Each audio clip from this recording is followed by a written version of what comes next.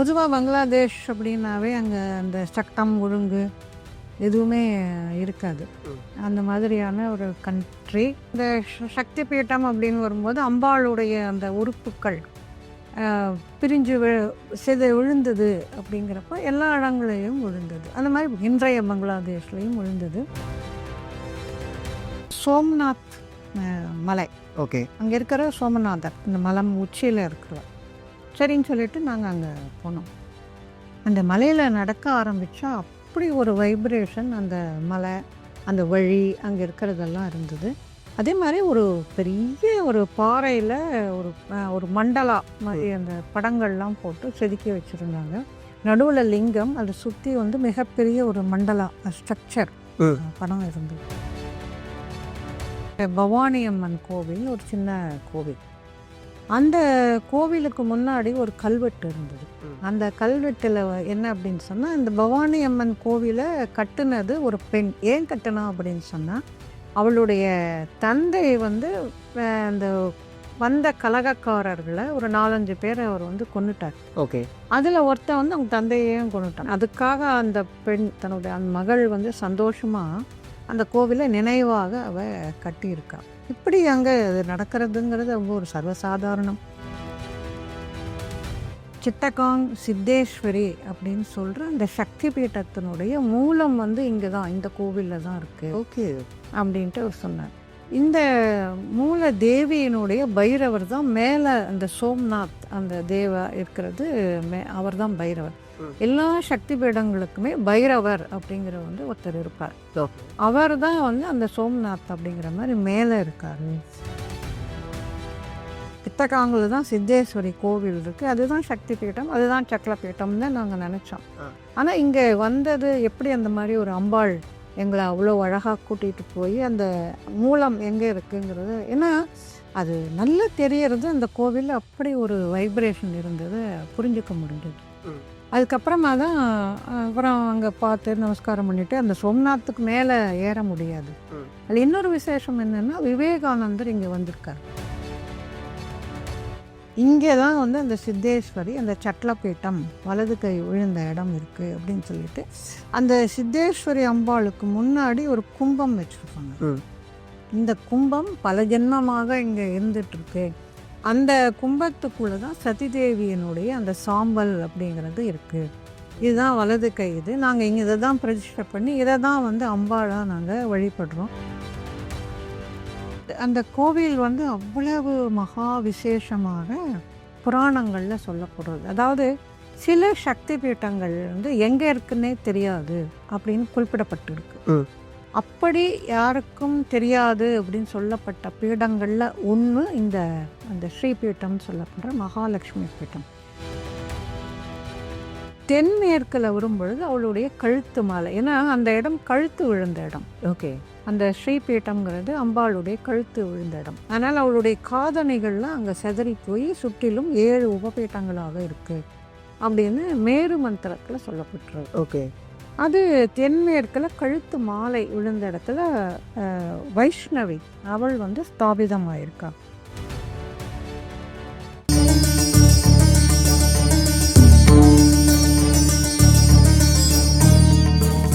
பங்களாதேஷ் சக்தி பீடம், எனக்கு இதை பற்றி சொல்லுங்க. பங்களாதேஷ் நான் வந்து 51 சக்தி பீடங்களுக்கு நேரடியாக போய் பார்த்து எழுதினேன். பாகிஸ்தான், பங்களாதேஷ், அப்புறமா வந்து லடாக், கீழே இலங்கை, இந்த மாதிரி 4 புறங்களுக்கும் போய் எழுதினப்போ பங்களாதேஷ்க்கும் போயிருந்தேன். பொதுவாக பங்களாதேஷ் அப்படின்னாவே அங்கே அந்த சட்டம், ஒழுங்கு எதுவுமே இருக்காது. அந்த மாதிரியான ஒரு கண்ட்ரி. எப்பவும் ஏதோ ஒரு கலவரம் அப்படி மாதிரி இருந்துகிட்டே இருக்கும். ஒரு காலத்தில் வந்து எல்லாமே பாரத தேசம் ஒன்றாக இருந்தது தான். இல்லை அதனால தான் சக்தி பீடம்ங்கிறது எல்லா இடத்துலையும் பாகிஸ்தான்லையும் வருது. இப்போ அது பாகிஸ்தானாக இருக்கே தவிர அப்போ வந்து பாரத தேசம். அது ஆப்கானிஸ்தான் வரைக்கும் நம்முடைய பாரத தேசம்ங்கிறது அந்த காலத்தில் விரிஞ்சிருந்தது. அதனால் இந்த சக்தி பீட்டம் அப்படின்னு வரும்போது அம்பாளுடைய அந்த உறுப்புக்கள் பிரிஞ்சு விழுந்தது அப்படிங்கிறப்ப எல்லா இடங்களையும் விழுந்தது. அந்த மாதிரி இன்றைய பங்களாதேஷ்லையும் விழுந்தது. அது கிழக்கு வங்காளம் அப்படின்னு நம்ம சுதந்திரத்துக்கு முன்னாடி சொல்லுவாங்க. ஓகே. அதில் 2 பீட்டங்கள் இருக்கு. சில்லாட்டுன்னு ஒன்று, சிட்டகாங்குன்னு ஒன்று. சிட்டகாங் அப்படிங்கிறது கீழே இருக்கும். ஓகே. பங்களாதேஷ்ங்கிறது இப்படி இருக்குது அப்படின்னு சொன்னால், சிட்டகாங்கிறது கீழே இருக்குது, சில்லாட்டுங்கிறது மேலே இருக்குது. ம். அந்த சில்லாட்டு வந்து அஸ்ஸாம், நம்மளுடைய அஸ்ஸாம் பகுதிக்கு பக்கத்தில் வரும். ஓகே. இது வந்து கீழே, எக்ஸ்ட்ரீம் கீழே இருக்கிறது இது. ஸோ இந்த 2க்கும் போகணும் அப்படிங்கிற மாதிரி முடிவு பண்ணி நேரில் போய் பார்த்து எழுதணும் அப்படிங்கிற மாதிரி போகும்போது, இந்த டாக்கா போய் தான் டாக்காலேருந்து போகணும். நான் போனது வந்து கிட்டத்தட்ட ஒரு 20 வருஷத்துக்கு முன்னாடி போனேன். அப்போ இமெயில், அப்புறமா இந்த மாதிரியெல்லாம் வசதிகள், இப்போலாம் சோஷியல் மீடியா நினச்சா உடனே வீடியோ காலில் பேசலாம், அந்த மாதிரியெல்லாம் இருக்குது. அப்போல்லாம் அதெல்லாம் எதுவுமே கிடையாது. ஆ. அது மாதிரியான ஒரு காலகட்டம். நான் அப்போ இங்கே இருக்கிற ராமகிருஷ்ணா மட்டில் போய் சென்னையில் இருக்கிற அவர் மகாராஜ், பிரசிடென்ட் மகாராஜை பார்த்து இந்த மாதிரி அங்கே போகணும், இந்த இந்த பர்பஸ்க்காக போகணும். ஏன்னா அங்கே இருக்க ராமகிருஷ்ணா மட்டு இருக்கு. ம். அப்படின்னு சொன்ன உடனே அவங்க ரொம்ப கஷ்டப்பட்டு அப்போலாம் சிக்னல் கிடைக்கணும், உங்களுக்கு தொடர்பு கிடைக்கணும், அதெல்லாம் ரொம்ப அதாவது அந்த தொலை தொடர்பு கனெக்ஷன் கிடைச்சி பண்ணது அப்படிங்கிறது ரொம்ப சிரமப்பட்டு தான் பண்ணோம். அப்புறம் அந்த டாக்கா தலைநகரம் ம். அங்கே போயிட்டு அதுக்கப்புறம் அந்த இதில் அவங்கக்கிட்ட பேசி இது போகலாம் நீங்கள் அப்படிங்கிற மாதிரி அவங்க ஓகே சொல்லிட்டாங்க. அதுக்கப்புறம் நானும் என்னுடைய ஃப்ரெண்டு 2 பேருமா தான் போனோம், டாக்கா போனோம். ஓகே. டாக்கா போயிட்டு டாக்காலேருந்து தான் போகணும், மற்ற இடங்களுக்கெல்லாம் போனோம். ம். ஸோ அந்த மாதிரி நாங்கள் அங்கே போனோம். இது என்ன அப்படின்னு சொன்னால், முழுக்க முழுக்க ராமகிருஷ்ணா மட் அவங்களுடைய அவங்க மூலமாக போனதால தான் இது எல்லாமே நடந்ததே தவிர, ம். இல்லைன்னா கண்டிப்பாக நடக்கவே நடக்காது. அதுவும் இந்த மாதிரி 2 இந்து பெண்கள் நெத்தியில் பொட்டு வச்சுக்கிட்டு பிந்தி வச்சுக்கிட்டு அங்கே போகிறது அப்படின்னு சொன்னால், என்ன வேணால் எப்போ வேணால் நடக்கிற மாதிரியான ஒரு சூழ்நிலை அந்த மாதிரி தான் இருந்தது. எனக்கு இங்கேயும் சரி, அதே மாதிரி நான் ஸ்ரீலங்கா போனது 4 டைமில் தான் போனேன். ஓகே. போர் நடந்து கொண்டிருந்த நேரத்தில் அப்போது ராமகிருஷ்ணா மட்டு வழியாக தான் போனேன். அங்கேயும் ஒரு சக்தி பீடம் நாகபூஷணி அம்மன் இருக்குது. அதனால யாழ்ப்பாணம் போகணும் அப்படிங்கிறப்போ அவங்க தான் என்னை கூட்டிகிட்டு போனாங்க. அந்த ஜீப்பில் வந்து முன்னாடி வெள்ளக்கொடியை பறக்க விட்டுக்கிட்டே போவாங்க. ராமகிருஷ்ணா மட்டும் அவங்களுடைய வண்டி போகுது அப்படின்னு சொன்னால் இவங்களும் ஒன்றும் பண்ண மாட்டாங்க, அவங்களும் ஒன்றும் பண்ண மாட்டாங்க. ஓகே. அது இல்லாமல் நம்மளே ஜீப்பில் போனோம்னா இவங்க வந்து அவங்க நினைப்பாங்க, அவங்க வந்து இவங்க நினைப்பாங்க, புரியுது. உடனே ஷூட் பண்ணிடுவாங்க. ஸோ அங்கேயும் அப்படி தான் போனேன். யாழ்ப்பாணம் போய் அதுக்கப்புறம் அந்த நாகபூஷணி அம்மன் கோயிலுக்கெல்லாம் போயிட்டு வந்தேன். ம். அதே மாதிரி தான் இங்கேயுமே பங்களாதேஷ்லேயுமே அவங்க மூலமாக போனதால தான் நான் பழைச்சு எல்லாம் பார்த்துட்டு வர முடிஞ்சது. மேலே அந்த மகாராஜ் அவங்களுக்கு எல்லாமே காலம் முழுக்க நான் நன்றியோடு இருக்கணும். அவங்க ஓகே. தான் வழி. அப்போது அந்த மாதிரி அங்கே டாக்கா போனப்போ, அப்போ அங்கே இருக்கிற மின்டோ மகாராஜ்னு பேர். அவர் சொன்னார், நீங்கள் இன்னைக்கு மத்தியானத்துலேருந்து பந்து ம். அறிவிக்க போகிறாங்க. அங்கே எப்போ பார்த்தாலும் இந்த மாதிரி இந்த பந்து வந்து அறிவிச்சுக்கிட்டே இருப்பாங்க. வந்தோன்னா யாரும் இன்னும் போகக்கூடாது, வரக்கூடாது. யாராவது மீறி எங்கேயாவது வெளியே போனாங்கன்னா உடனே ஷூட் பண்ணிடுவாங்க. ஊரடங்கு மாரி. ஆமாம், ஊரடங்கு. ஆ. அது மாதிரி இதை அடிக்கடி பண்ணிக்கிட்டே இருப்பாங்க. இன்னைக்கு மத்தியானம் அனௌன்ஸ் பண்ணியிருக்காங்க. அதனால் நீங்கள் வந்து இங்கே இருங்க, எப்படி 2 நாளுக்கு அப்புறம் திரும்பி நிலைமை சாதாரணமாயிடும். அதுக்கப்புறம் நீங்கள் போகலாம் அப்படின்னு. நாங்கள் வந்து 3வது நாள் திருப்பியும் ஃப்ளைட்டு ரிட்டர்னுக்கு புக் பண்ணியிருந்தோம். ஐயோ, நாங்கள் எப்படி இங்கே சும்மா உட்காந்துருக்க முடியாது அப்படின்னோடனே அவர் வந்து உடனடியாக உட்காந்துருந்து எதுக்காக சொல்லுவாருன்னா, அவங்க எவ்வளோ ஒரு சேவை மனப்பான்மையோட அதே சமயத்தில் ரொம்ப வேகமாக செயல் பண்ணுறாங்க அப்படிங்கிறதுக்கு ஒரு உதாரணம். ம். அதனால் அவர் எல்லாத்தையுமே எல்லார்கிட்டையும் பேசி கம்ப்ளீட்டாக அந்த எங்களுடைய ப்ரோக்ராம் எல்லாத்தையுமே மாற்றி இமீடியட்டாக நாங்கள் மத்தியானமே கிளம்புற மாதிரி. நாங்கள் தான் சொன்னோம், நாங்கள் மத்தியானம் அந்த 1 மணிக்கு அனௌன்ஸ் பண்ணுறாங்க அதுலேருந்து அப்படின்னு சொன்னால் நாங்கள் முன்னாடியே 11 மணிக்கே கிளம்பிடுறோம் ம். அப்படின்னு சொல்லிட்டு சொன்னோம். அது மாதிரி அவங்க எல்லாமே மாற்றி உடனடியாக எங்களை வண்டியில் நாங்கள் டாக்கா கிராஸ் பண்ணி போயிட்டோம். 1 ம். மணிக்கு முன்னாடி கிளம்பி போயிட்டு கீழே அந்த கீழ் கோடி நம்ம கன்னியாகுமரி மாதிரி அந்த ஓகே. இடத்துல தான் அந்த சித்தாக்கும் ம். அது இருக்குது. சிட்டகாங் இப்போ இருக்க சிட்டகாங் இப்ப நம்மளுடைய பாம்பே மாதிரி இது. ஓகே. அது பிஸ்னஸ் சென்டர் அவங்க. ஆ. அதனால் அந்த சிட்டகாங்க்கு போகணும் அப்படின்னு சொல்லிட்டு, சிட்டகாங்க்கு ஏன் போகணும் அப்படின்னா சித்தேஸ்வரி. ஓகே. அந்த சித்தேஸ்வரி தான் சக்தி பீடம். ம். அதில் அவ வந்து வலது கை விழுந்த இடம். ஓகே. சக்தி பீடத்தில் வலது கை விழுந்த இடம் சட்லப்பீட்டம் அப்படின்னு சொல்லுவாங்க அந்த இடத்த. அதனால் அங்கே போகணும் அப்படின்னு சொல்லிட்டு கிளம்பிட்டோம். கிளம்பி ஒரு 6 ஹவர்ஸ் எங்களுடைய ஜேர்னி போய்கிட்டே இருக்குது. அப்போ அவர் வந்து அங்க நடுவுல ஒரு இடத்துல அந்த மெயின் ரோடுலேருந்து ராஸ்தாலேருந்து எனக்கு லெஃப்ட்ல கொஞ்சம் உள்ள போய் ஒரு கிராமம், சின்ன கிராமம். ம். அந்த சின்ன கிராமத்துல ராமகிருஷ்ணா மட்டனுடைய ஒரு கிளை அந்த இடத்துல இருக்கு. அங்க தான் எங்களுக்கு வந்து மதிய உணவுக்கு ஏற்பாடு பண்ணியிருந்தாங்க. அவர் அங்கேருந்து ஃபோன் பண்ணி இப்ப சொல்ற மாரி இந்த ஃபோன், மொபைல் எதுவும் கிடையாது. அந்த காலகட்டம் அது. ஓகே. ஃபோன்ல தான் பை ஃபோன் அவர் பேசினார். பேசி சாப்பாட்டுக்கு ஏற்பாடு பண்ணியிருந்தார். ஸோ அப்போ அங்க நாங்க போனோம். ஒரு சின்ன இடம். அப்ப அவர் அங்கிருந்த அந்த மேனேஜர் சொன்னாரு, "இங்க பக்கத்துல ஒரு மலை இருக்கு. அந்த மலையிலேயும் ஒரு சிவன் கோவில் இருக்கு. நீங்க அதையும் பார்க்கலாம். ஒரு அம்பாள் கோவில் கூட இருக்கு. ம். நீங்க இப்ப போறீங்களா? இல்ல வந்து சாப்பிட்டுட்டு போறீங்களான்னு?" கேட்டாரு. அப்புறம் சாப்பிட்டுட்டு மலையெல்லாம் ஏற முடியாது அப்படின்னு. ம். "இல்ல, இல்ல நாங்க இப்ப போயிட்டு வந்துர்றோம்." அப்படின்னு சொல்லிட்டு அங்க போனோம். அது வந்து சோம்நாத் மலை. ஓகே. அங்க இருக்கிற சோமநாதர். இந்த மலை உச்சியில இருக்கிறவர். சரின்னு சொல்லிட்டு நாங்க அங்க போனோம். அந்த மலையில நடக்க ஆரம்பிச்சா, அப்படி ஒரு வைப்ரேஷன் அந்த மலை, அந்த வழி, அங்க இருக்கிறதெல்லாம் இருந்தது. அதே மாரி ஒரு பெரிய ஒரு பாறையில ஒரு மண்டலா மாரி ம். அந்த படங்கள்லாம் போட்டு செதுக்கி வச்சிருந்தாங்க. நடுவுல லிங்கம். அத சுத்தி வந்து மிகப்பெரிய ஒரு மண்டலா ஸ்ட்ரக்சர் ம். படம் இருந்தது. அது ஒண்ணும் அந்த நமக்கு அந்த பாஷை புரியாததால ஒண்ணுமே பண்ண முடியல. எங்களோட ஓகே. வந்திருந்தவங்களுக்கும் அவங்களுக்கு பேசிக் இங்கிலீஷ் கூட தெரியாததால அவங்களாலயும் ஒண்ணும் சொல்ல முடியல. ஏதோ ஒரு மிகப்பெரிய ரகசியம் அந்த இடத்துல இருக்கு அப்படிங்கிறது தெரிஞ்சது. ம். அப்புறம் கொஞ்ச தூரம் மேல போன உடனே அங்க பவானி அம்மன் கோவில் ஒரு சின்ன கோவில். அந்த கோவிலுக்கு முன்னாடி ஒரு கல்வெட்டு இருந்தது. ம். அந்த கல்வெட்டுல என்ன அப்படின்னு சொன்னா, இந்த பவானி அம்மன் கோவில கட்டுனது ஒரு பெண். ஓகே. ஆ பவானி அம்மன் அங்க தான் இருக்கா. ஆனா அந்த கோவில கட்டுனது ஒரு பெண். ஏன் கட்டுனா அப்படின்னு சொன்னா, அவளுடைய தந்தை வந்து அந்த வந்த கலகக்காரர்கள ஒரு 4, 5 பேர அவர் வந்து கொன்னுட்டார். ஓகே. அதுல ஒருத்தன் வந்து அவங்க தந்தையையும் கொன்னுட்டான். ம். அப்ப இந்த மதக்கலவரம் அப்படிங்கிறதுல வந்து இப்போ இவங்களுக்கும் தெரியாது, அவங்களுக்கும் தெரியாது. மொத்தம் மதக்கலவரத்துல அவர் தந்தை இறந்து போனார். ஆனா தந்தை வந்து ஒரு 4 பேர கொல்றார். அந்த வீரத்துக்காக ம். கொன்னுட்டார் இன்னும் மாற்று மதத்தவர அப்படின்னு. அதுக்காக அந்த பெண் தன்னுடைய அந்த மகள் வந்து சந்தோஷமா அந்த கோவில நினைவாக அவ கட்டியிருக்கா. இப்படி அங்க இது நடக்கிறதுங்கிறது ரொம்ப ஒரு சர்வசாதாரணம்.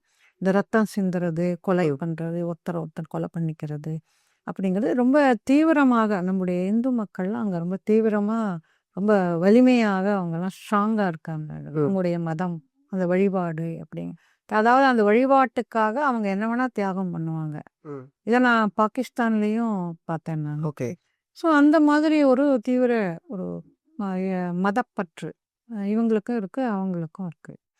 அப்ப அந்த பவானி அம்மன் கோவிலுக்கு போனா, அப்படி ஒரு இது இருந்தது. அங்க பூஜை பண்றவர் எங்கள முதல்ல வந்து ரெகக்னைஸ் பண்ணவே இல்ல. ரொம்ப கோவமா பார்த்துட்டு இருந்தாரு. ம். ஏன் அப்படின்னா, அவங்களுக்கு சந்தேகம் எப்பவுமே. யாராவது இந்த மாரி வெளியாட்கள் வரும்போது, அவங்க யாரா இருப்பாங்களோ, என்னவோ அப்படிங்கிற ஒரு பயம். அந்த பயத்தினால கோவம், ம். சந்தேகம்.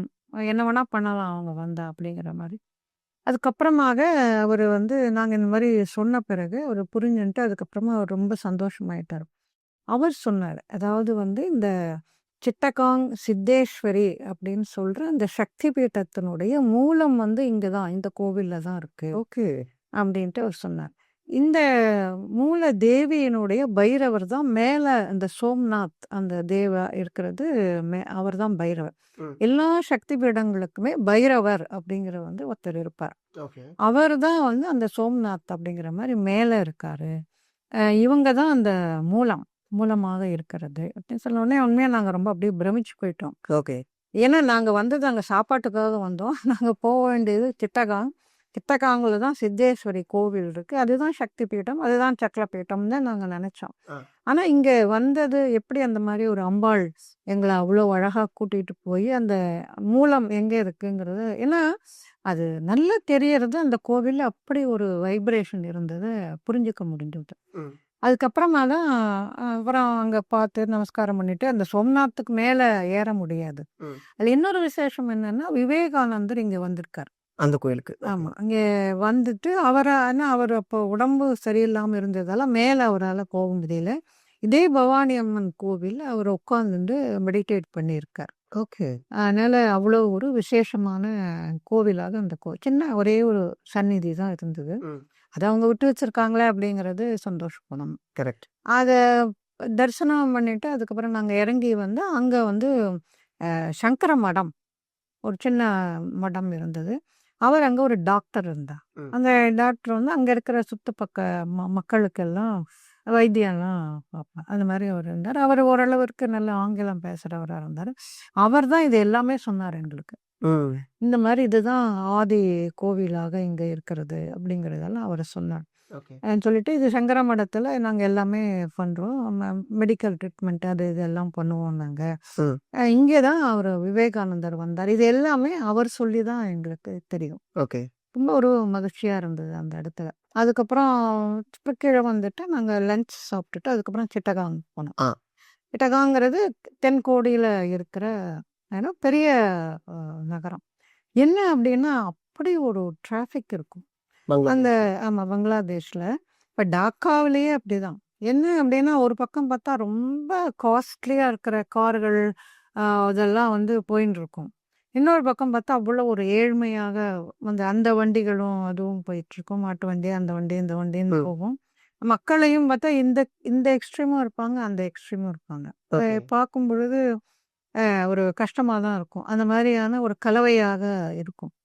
இங்கேயும் அப்படிதான். இந்த சிட்டகாங் நாங்கள் வந்தப்போ அப்படிதான் இருக்கும். அப்படி ஒரு டிராஃபிக் இருந்துட்டு இருந்தது. அதில் தான் சரி இனிமேல் நம்ம மடத்துக்கு போயிட்டு வரதெல்லாம் முடியாது, நேராக கோயிலுக்கு போயிடுவோம் அப்படின்னு சொல்லிட்டு ஒரு கோயிலுக்கு போயிட்டோம். அந்த கோவிலில் என்ன அப்படின்னு சொன்னால் இந்த சித்தேஸ்வரி நம்ம அங்கே இருக்கிற மாதிரி இந்த பளிங்கு சிலையாக தான் அவங்க ம். வச்சுருக்காங்க.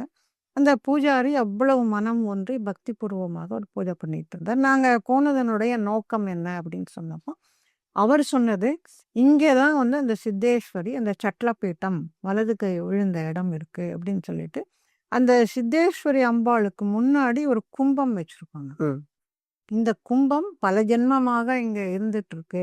அந்த கும்பத்துக்குள்ள தான் சதிதேவியனுடைய அந்த சாம்பல் அப்படிங்கிறது இருக்கு. ஓகே. இதுதான் வலது கை. இது நாங்க இங்க இதை தான் பிரதிஷ்டை பண்ணி இதை தான் வந்து அம்பாளா நாங்க வழிபடுறோம். ஆனா என்ன அப்படின்னு சொன்னா எல்லாருக்கும் ஒரு உருவம் வேணும். அந்த கும்பத்தை வந்து உருவமா கும்பிடுங்க அப்படின்னு சொன்னா மக்களுக்கு ஒரு இது இருக்காது ம். அப்படின்றதால அந்த பின்னாடி அந்த அம்பாளை பிரதிஷ்டை பண்ணியிருக்கோம். ரொம்ப ரொம்ப சக்தி வாய்ந்த பீட்டம் இந்த பீட்டம் அப்படின்னு சொல்லிட்டு மண்காமனான்னு சொல்லுவாங்க. அதாவது மனதில் நம்ம என்ன நினைக்கிறோமோ அந்த விருப்பங்களை நிறைவேற்றக்கூடியவள் இந்த சித்தேஸ்வரி. இன்னொன்று சித்தேஸ்வரி அப்படின்னு சொன்னால் சித்தம், ம். இந்த மனம், அந்த சித்தம் மனம் ஆத்மா இவற்றுக்கெல்லாம் வந்து ஈஸ்வரியாக அதிபதியாக இருப்பவள்.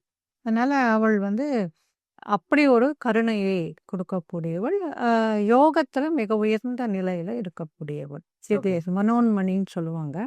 அந்த மாதிரி அந்த மனோன்மணி நிலையில இருக்கிறவள் சித்தத்திற்கு உரியவள் ம். அப்படிங்கிற மாதிரி எவ்வளவு ஒரு உயர்ந்த பீட்டமாக அந்த பீட்டம் அங்க அமைஞ்சிருந்தது. ஒருவேளை வந்து நாங்க நினைச்சது என்ன அப்படின்னு சொன்னா அந்த காலத்துல எல்லாம் இந்த மலை மேல எல்லாம் ஏறி போய் பார்க்க எல்லாராலையும் பார்க்க முடியாது அப்படிங்கிறப்போ அங்கேருந்து இந்த கும்பத்துல ஆவாகனம் பண்ணி இங்க இது ஒரு பெரிய நகரமாக இருக்கிறதால மக்கள் எல்லாம் இங்க வந்து வழிபட முடியும். எப்படி வந்து இப்ப இந்த கொல்லூர் அப்படியெல்லாம் பார்த்தீங்க அப்படின்னு சொன்னா ஆதி கோவில்னு ஒண்ணு இருக்கும், ம். மலை மேல இருக்கும். ஆமா. அந்த மலைக்கு அவ்வளவு ஈஸியாக எல்லாராலையும் இப்ப கொல்லூர்ல அப்படிதான். ஓகே. கொல்லூர் மூகாம்பிகை அப்படிங்கிறப்போ மேல மலை மேல இருக்கும் அந்த கோவில். அங்கதான் ஆதிசங்கரர் வந்தாருன்னு சொல்லுவாங்க. ஸோ அந்த அவ்வளோ தூரம் மேலே எல்லாம் போய் ஏறி மக்களால் பார்க்க முடியாதுங்கிறதால அந்த கீழே எல்லாரும் தரிசிக்கக்கூடிய அளவில் அதே சக்தியை ஆவாகனம் பண்ணி கீழே கொண்டு வந்து அவங்க வைக்கிறாங்க. ஓகே. அந்த மாதிரி இந்த மலையிலேருந்தும் அந்த கும்பத்தில் ஆவாகனம் அந்த சக்தியை ஆவாகனம் பண்ணி இங்கே கொண்டு வந்து வச்சிருக்கலாம். ம். ஆனால் அதை நம்ம சொன்னோம்னா அந்த பூஜாரி கோவம் வந்துடும். தவிர புரியுது. இதுதான் சக்தி பீடம், இதுதான் முக்கியமான இடம் அப்படிங்கிற மாதிரி அவர் ரொம்ப அடித்து சொன்னார். ஆ. அதனால என்ன எதுவா இருந்தாலும் சக்தி பீடம் தான், எதுவா இருந்தாலும் கோவில் தான், எதுவா இருந்தாலும் சக்தி தான். அதனால கண்டிப்பா. அதுல ஒன்றும் நமக்கு இது கிடையாது. அதனால அந்த அம்பாளை நாங்க வழிபட்டோம். வழிபட்டுட்டு அதுக்கப்புறமா அன்றைக்கு அங்க இருந்துட்டு அதெல்லாம் அவ்வளவு ஒரு விருந்துபச்சாரம் எல்லாம் அப்படி ஒரு ராமகிருஷ்ணா மட்டில் எங்களுக்கு அப்படி வழிகாட்டினாங்க. ஓகே. அவங்க இல்லைன்னா இதெல்லாம் பார்த்தே இருக்க முடியாது. நமக்கு ஊர் புதுசு, மக்கள் புதுசு, மொழி புதுசு அப்படிலாம் இருக்கிறப்போ அதுவும் வந்து எந்த விதமான தொலைத்தொடர்பு இல்லாத காலகட்டம். இல்லை அங்கேருந்து அவர் ஃபோன் பண்ணிக்கிட்டே இருந்தார் எங்களுக்கு டாக்காலேருந்து. ம். அவங்க வந்தாங்களா, சாப்பிட்டாங்களா, இங்கே போனாங்களா, அங்கே போனாங்களா, அவர் வந்து ஃபாலோ பண்ணிக்கிட்டே இருந்தார் நாங்கள் என்ன பண்ணிகிட்டு இருக்கோம். ஓகே. அப்புறம் அங்கேயே ஒரு ஒரு பஜன் ஒன்று அன்னைக்கு சாயங்காலம் இருந்தப்போ அங்கே ஒரு ஜெயின் குடும்பத்தில் ராமகிருஷ்ணர் படத்தையெல்லாம் வச்சு அங்கே பங்களாதேஷில் இதெல்லாம் நடந்துகிட்டு இருக்கு அப்படிங்கிறது தான் ஒரு ஆச்சரியமான விஷயம். அங்கே போனப்போ அவ்வளவு பக்தி பூர்வமாக அவங்க ராமகிருஷ்ணர் படத்தை வச்சு பூஜை பண்ணி பஜன்ஸ் எல்லாம் பண்ணி சாப்பாடுன்னா அப்படி ஒரு சாப்பாடு. இந்த மாதிரி எல்லோருக்கும் சாப்பாடெல்லாம் போட்டு அப்படியெல்லாம் பண்ணாங்க. அப்பதான் அவர் வந்து இன்னைக்கு நைட்டே ட்ரெயின் இருக்கு, நீங்க சில்லாட் போயிடுறீங்களா ஆ அப்படின்னு சொல்லிட்டு அவர்கிட்ட வந்து கேட்டோன்னே தாராளமா அப்படின்னோடனே அதுக்கப்புறமா டிக்கெட்டு எடுத்துன்னு வந்துட்டோம். ஒரு அந்த பிரயாணமே எல்லாம் ஒரே ஓடிக்கிட்டே இருக்கிற பிரயாணமா இருந்தது. ஆ. அங்கேருந்து மத்தியானம் கிளம்பி இங்கே வந்தோம். ஆமா அன்னைக்கு நைட்டே ட்ரெயின் அப்படின்னு சொன்ன உடனே அது ஆக்சுவலாக அந்த ட்ரெயின் கிளம்ப கூட கிளம்பிடுச்சு. நாங்கள் போகிறப்போ ஓகே நாங்கள் ஓடி போய் இந்த ட்ரெயினில் ஏறினோம். அப்படியே ஓடி போய் ஏறுது அதெல்லாம் நடந்தது. அப்புறம் அது என்னன்னா கீழே இருக்கு சிட்டகாங், ம் மேலே இருக்கு சில்லாட். பங்களாதேஷனுடைய நார்த் எண்ட். இப்போ நம்ம கன்னியாகுமரியும் லடாக்கும் இருக்கிற மாதிரி. ஆனால் இது சின்ன ஒரு இதுதான் அப்படிங்கிறதால இங்கேருந்து அங்கே போகணும். அதுக்கு நேர் ட்ரெயின் இருக்கும். அதனால அங்கே மேலே போயிட்டோம். இது வந்து நம்முடைய அஸ்ஸாம் பக்கத்தில் வரும். ஓகே ஆனால் அங்கேருந்து நம்ம அப்படியே நேரடியாக உள்ளே வர முடியாது. ஏன்னா அது வேறு தேசம், அது வேறு தேசம். அதுக்கு விசா வேணும், எல்லாம் வேணும். அதனால டாக்கா வழியாக தான் நம்ம வர முடியும். ஸோ நம்ம அங்கே சில்லாட்டுக்கு போனோம். சில்லாட்டுக்கு போயின்னா அவ்வளவு வறுமையான பகுதி அந்த இடம். எல்லாம் மக்களெல்லாம் அவ்வளவு வறுமை பார்க்கும்போதே நமக்கு தெரியும். எந்த விதமான ஒரு வசதியும் இல்லாத ஒரு ஊர் அந்த ஊர் வந்து. அங்கே நாங்கள் இறங்கின உடனே எங்களை அவங்களுக்கு நல்ல அடையாளம் தெரியும். பார்த்தாவே வித்தியாசமாக இருக்கும். அதனால எங்களை அங்கே இருக்கிற ராமகிருஷ்ணா மட், சில்லாட்லேயே ஒரு சின்ன ராமகிருஷ்ணா மட் இருந்தது. அங்கே கூட்டிகிட்டு வந்திருந்தாங்க. அப்புறம் நாங்கள் அங்கே போனோம். ஆனால் அங்கேயுமே அதே மாதிரி அங்கே ஒருத்தர் இருக்கார். அவர் அந்த பிரசிடென்ட் மகாராஜன். அவர் வந்து ஆக்சுவலாக ஒரு டாக்டர். ஓகே அன்றைக்கு ஏகாதசி. அவர் வந்து ஒரு சொட்டு தண்ணி கூட சாப்பிட மாட்டார். ஆனால் காலையில் நாங்கள் எப்படி பார்த்தோமோ அதே மாதிரி ராத்திரி வரைக்கும் ஒரு விதமான ஒரு ஒரு தளர்ச்சியோ டயர்ட்னஸோ சோர்வோ இல்லாமல் அவர் வந்து அப்படி அங்கே மக்கள் என்ன ரொம்ப வறுமையான பிரதேசம். மக்கள் அப்படி வராங்க. ஏழைகள் குழந்தைகளை எல்லாம் தூக்கிட்டு வருவாங்க. அவங்களுக்கெல்லாம் தொடர்ச்சியாக வைத்தியம் பார்த்துக்கிட்டு இருந்தார். அவ்வளவு கருணையோட அவர் வந்து பார்த்துக்கிட்டு அதே சமயம் நாங்கள் வந்தால் எங்களுக்கும் எங்களோடையும் பேசுறது அந்த வயலாம். அப்புறம் ஒரு ஒருத்தரை போட்டு எங்களை அந்த கோவிலுக்கு கூட்டிகிட்டு போக சொன்னாங்க. அங்கே இருக்கிற சில்லாட்டில் இருக்கிற சக்தி பீட்டம். அது என்ன அப்படின்னு சொன்னால் அது ஸ்ரீபீட்டம், மகாலட்சுமி பீட்டம். அதாவது 17வது சக்தி பீட்டங்களில் 17வது பீட்டமாக ஸ்ரீபீட்டமாக அமைஞ்சிருக்கிறது அந்த கோவில். அது அங்கேருந்து போனோம். கொஞ்சம் தூரம் போனால் ஒரு கிராமத்தில் அது வருது அந்த கோவில் அப்படிங்கிறது. அந்த அந்த கோவில் வந்து அவ்வளவு மகா விசேஷமாக புராணங்களில் சொல்லப்படுறது. அதாவது சில சக்தி பீட்டங்கள் வந்து எங்கே இருக்குன்னே தெரியாது அப்படின்னு குறிப்பிடப்பட்டிருக்கு. புராணங்களே குறிப்பிடப்பட்டிருக்கு. அப்படி யாருக்கும் தெரியாது அப்படின்னு சொல்லப்பட்ட பீடங்களில் ஒன்று அந்த ஸ்ரீபீட்டம்னு சொல்லப்படுற மகாலட்சுமி பீட்டம். இதை வந்து ரொம்ப புண்ணியம் பண்ணியிருந்தா ரொம்ப அந்த மாதிரி உயர்வான ஒரு தன்மையில் இல்லை அம்பாளே இவங்களை வரவழைக்கணும் அப்படின்னு நினைச்சாதான் அந்த பீட்டத்துக்கு போக முடியும் அப்படின்னு அதில் குறிப்பிடப்பட்டிருக்கு. ஓகே அப்பேற்பட்ட பீட்டமாக அந்த பீட்டம் இருக்கு. அதில் என்னன்னா அங்கே போனால் ரொம்ப ஒரு இத்து போன ஒரு தகர போர்டு ஒன்று இருக்கு. அதில் வந்து 17வது பீட்டம் மகாலட்சுமி பீட்டம்னு ஹிந்தியில் எழுதியிருக்கு. அது எந்த காலத்தில் எப்போ எழுதப்பட்டதோ தெரியல. அது அங்கே வந்து அப்படியே ஆணியிலேருந்தவங்களும் தொங்கிட்டு இருந்தது. ஸோ அதுதான் அந்த சக்தி பீட்டம் அப்படிங்கிறத தெரிஞ்சிக்க முடிந்தது. அவ்வளவு ஒரு எங்களுக்கெல்லாம் ரொம்ப சந்தோஷமாக, யாராலும் பார்க்க முடியாதது, யாருக்குமே தெரியாதது அப்படிங்கிறப்ப அந்த மகாலட்சுமி பீட்டமாக தான் அது இருக்குது அப்படின்ட்டு ரொம்ப சந்தோஷமாக இருந்தது. அது என்ன அப்படின்னு சொன்னால் உள்ளே போனோம். கோவில் அப்படிங்கிறதெல்லாம் ஒன்றுமே கிடையாது. அதில் வந்து ஒரு பெரிய ஒரு புல்வெளி மாதிரி இருக்குது. அந்த புல்வெளியில் ஒரு வட்டமாக இருக்கும். அந்த வட்டத்தில் ஒரு மூலையில் வந்து அந்த ஒரு கல் மாதிரி, கரிஞ்ச கல் மாதிரி இருக்கும். சக்தி பீட்டம் அப்படின்னு சொன்னாவே ஒரு கரிஞ்ச கல் இருக்கும். ஓகே ஏன்னா அம்பாளுடைய உடம்பு வந்து அந்த மாதிரி கரிஞ்சு போய் விழுந்தது தான். அப்படி எல்லா சக்தி பீடங்கள்லையுமே அது ஒரு அடையாளமாக இருக்கும். அந்த இருக்கிறது கல் இருக்கும், சுயம்புவாக இருக்கும். அந்த சுயம்புவாக கரிஞ்சு போன கல் மட்டுமே அங்கே இருக்கு. அங்க சில பேர் யாராவது வந்து ஏதாவது எப்பாவது பூஜை பண்ணுவாங்க போல. அந்த குங்குமம் அது அவங்களுடைய குங்குமம், அந்த ஒற்றை குங்குமம் அதெல்லாம் தெரிச்சு போய் அந்த இடத்துல இருந்தது. அது உள்ள போனா அவ்வளவு ஒரு பவித்திரமா, அவ்வளோ ஒரு புண்ணியமாக அந்த இடம். ஓகே. ஒண்ணும் கிடையாது. கோவில் கிடையாது, ஒண்ணும் கிடையாது. ஆனா நமக்கு தெரிஞ்சது அது சக்தி பீட்டம் அப்படிங்கிறது.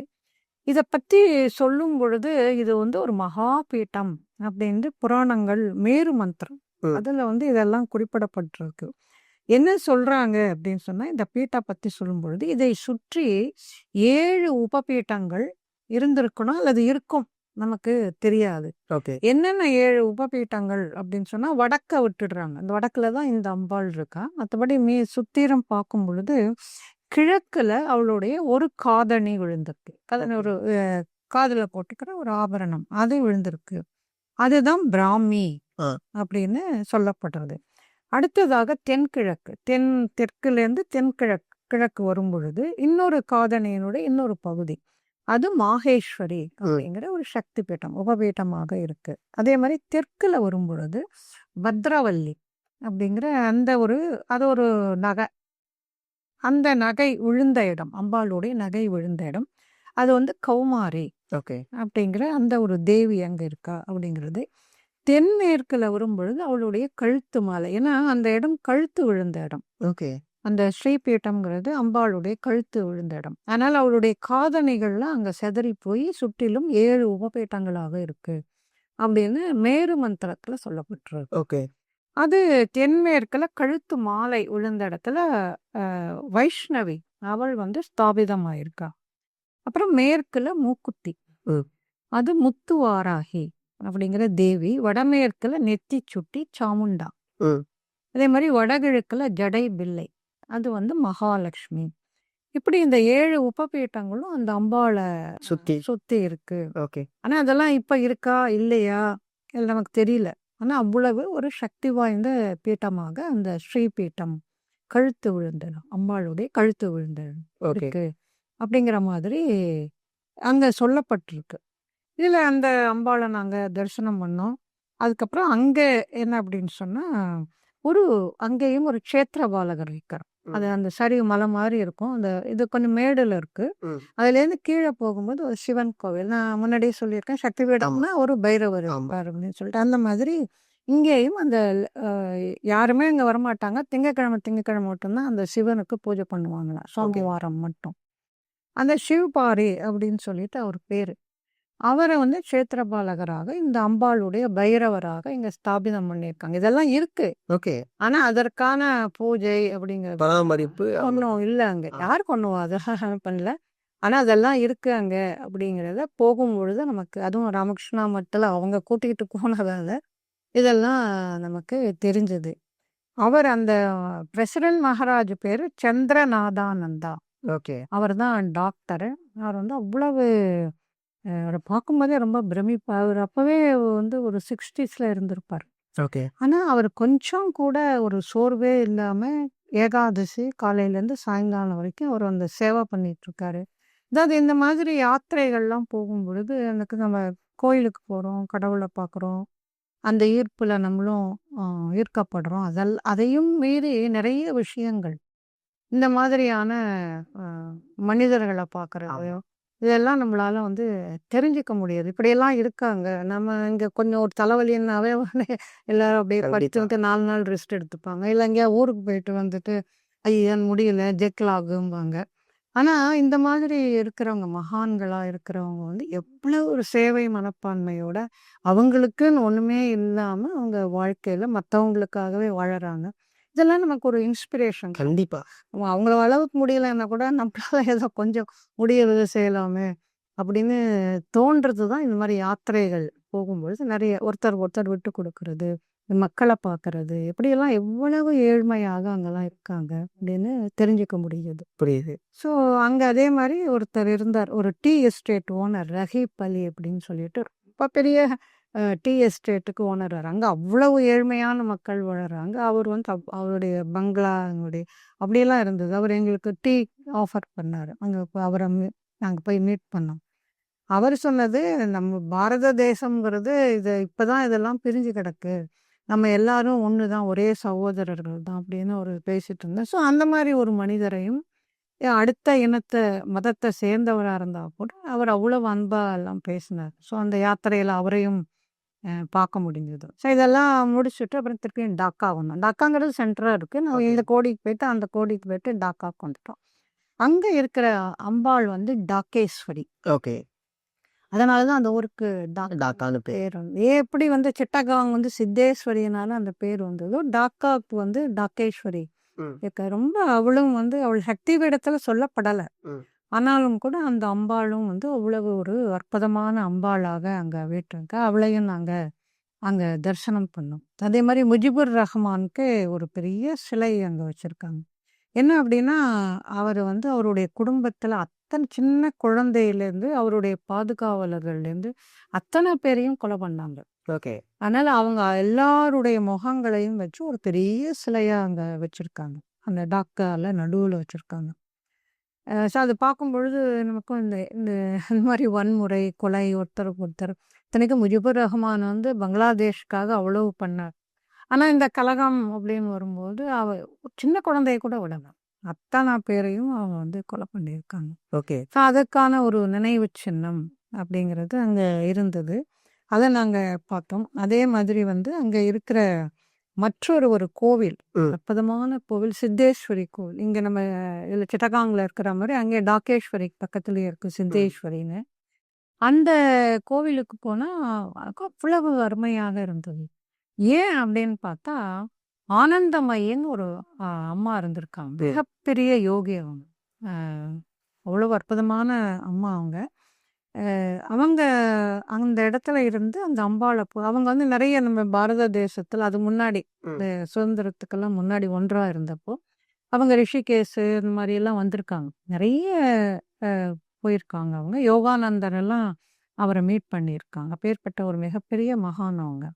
அந்த அம்மா அந்த சித்தேஸ்வரி அந்த கோவில்லையே அப்புறமா இருந்து அங்கேயே அவங்க அடக்கமாயிருக்காங்க. அதனால அந்த இந்த ஜீவ சமாதி அப்படிங்கிறப்ப எப்பவுமே அதுக்கான ஒரு வைப்ரேஷன் அப்படிங்கிறது இருக்கும்.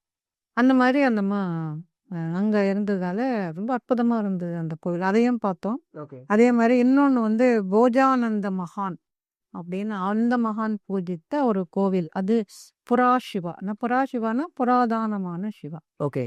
எதுக்கு இதெல்லாம் சொல்ல லிஸ்ட் போடுறேன் அப்படின்னா, அங்கேயும் இன்றைக்கும் வந்து நம்முடைய இந்து மத சார்பான மிக பழமையான கோவில்கள், அவ்வளோ சக்தி அலைகள் நிறைந்த கோவில்கள் இன்றைக்கும் டாக்காலையும் இருக்கு, பங்களாதேஷ் பூராவும் இருக்கு அப்படிங்கிறது அந்த பயணத்தில் நம்ம. ஏன்னா பங்களாதேஷ் அப்படின்னா வேற நாடு அப்படி இல்லை, நம்மளுடைய நாடு. நம்மளுடைய நாட்டிலையும் அவ்வளவு பழமையான ஒரு சக்தி நிறைந்த கோவில்கள்லாம் அங்கே இருக்கு. இன்றைக்கும் இருந்து கொண்டு இருக்கு. ஓகே. நம்ம அவங்க ஜெயேந்திர சுவாமிகள் கூட டாக்கா போயிட்டு டாக்கேஸ்வரிய தரிசனம் பண்ணார். அவருடைய காலத்தில் போயிருக்காரு. அவர் எப்படி கைலாஷ்க்கு போனாரோ அந்த சமயத்துல நினைக்கிறேன். இங்கேயும் போயிட்டு டாக்கேஸ்வரிய ஒரு தரிசனம் பண்ணிட்டு வந்தார்.